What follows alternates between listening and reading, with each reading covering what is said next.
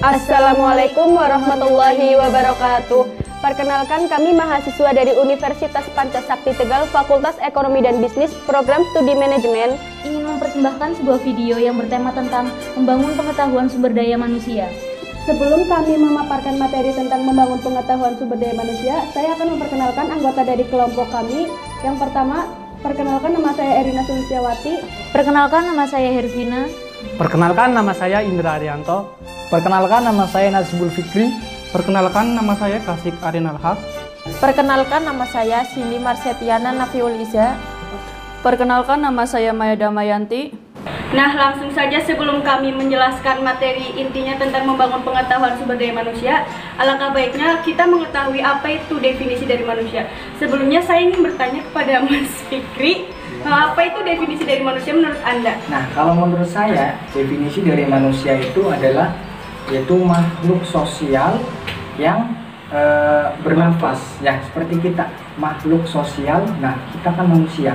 Nah, menurut Mbak Erina itu, dari definisi saya itu ada definisi yang lebih spesifik lagi tentang manusia nggak? Nah, kalau menurut saya, manusia merupakan bagian dari alam. Alam itu menyediakan alat pemenuhan hidup manusia. Dalam hidup, manusia merupakan makhluk sosial, yang artinya individu atau manusia perseorangan yang tidak bisa hidup sendiri.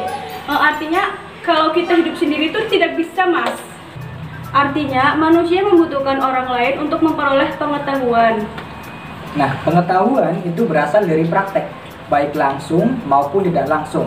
Pengalaman itu melahirkan pengetahuan praktek langsung. Dan hakikatnya itu pengetahuan langsung dan tidak langsung itu keduanya berasal dari praktek. Tahu nggak apa contoh dari pengetahuan tersebut? Atau teori tersebut dan praktek tersebut itu lebih duluan mana? Kalau menurut saya keduanya sama-sama dibutuhkan, karena praktek tanpa teori pasti jadi ilmu, sedangkan teori tanpa praktek itu hanya omong kosong.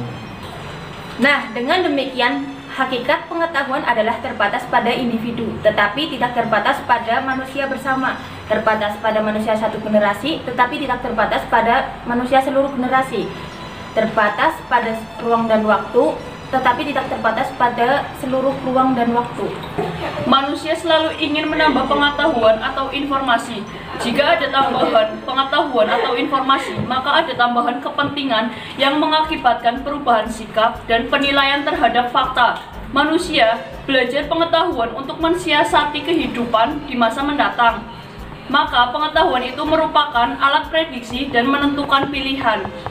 Tadi kan sudah dijelaskan tentang definisi manusia, pengetahuan, serta hakikat pengetahuan. Kemudian, saya akan menjelaskan tentang perkembangan pengetahuan itu sendiri.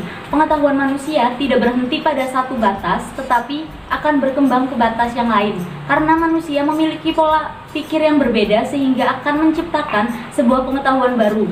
Ya, selanjutnya, pengetahuan atau teori mempunyai peranan yang sangat penting bagi perkembangan praktek, bagi perkembangan kondisi objektif, dan bagi perkembangan hidupan manusia. Pembahasan selanjutnya yaitu kebenaran. Kebenaran adalah sesuainya ide dengan materi atau sesuainya dengan pikiran, keadaan dengan objektif. Ada dua macam kebenaran, yaitu yang pertama kebenaran objektif dan yang kedua kebenaran subjektif. Lalu hakikatnya manusia mencipta dan dicipta oleh kebudayaan. Manusia mencipta kebudayaan berarti mampu mencipta berbagai macam teori, dan dicipta kebudayaan berarti manusia adalah teori dari generasi sebelumnya dan menggunakan alat kerja generasi sebelumnya. Sebagai subjek budaya, manusia memiliki berbagai kecerdasan dari hasil literasinya.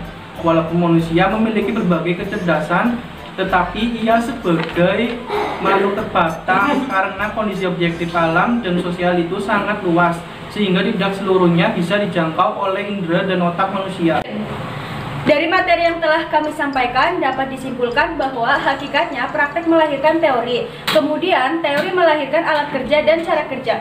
Inilah yang disebut teori itu menyinari praktek, yaitu mengarahkan, membimbing, memberi petunjuk agar praktek itu dapat mencapai sasarannya sesuai yang direncanakan. Sekian video pemaparan materi dari kelompok kami. Apabila ada salah kata, kami mohon maaf.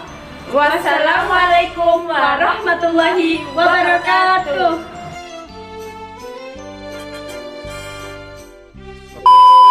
berhenti pada satu batas tetapi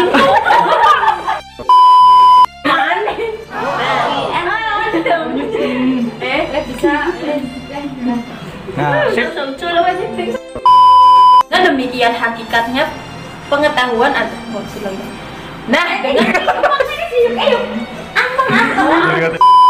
Sebagai macam teori dan mencipta kebudayaan berarti manusia teori dari generasi Manusia sebelumnya. teori. Indro